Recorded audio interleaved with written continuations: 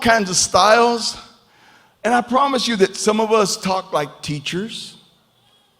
Some of us talk like preachers. Some of us talk like apostles. Amen. And God begins to develop that in us.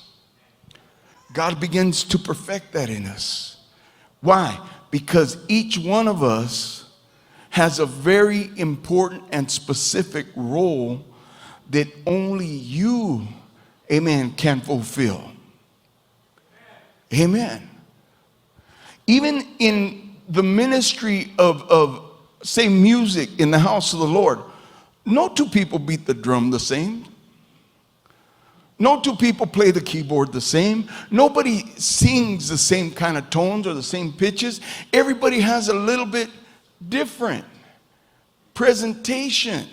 Amen. What happens when we take that and we surrender that unto God? Then God is able to bring that out, develop it, and perfect it. Can you say amen? Does everybody agree with that? Amen. So it's important for us to understand that when we are called of God, and how many in here were called of God?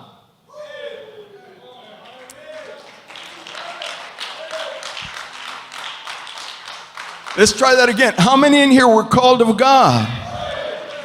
Boy, I thought I was going to have to bring Teddy P in here and say, if you don't know me by now, amen.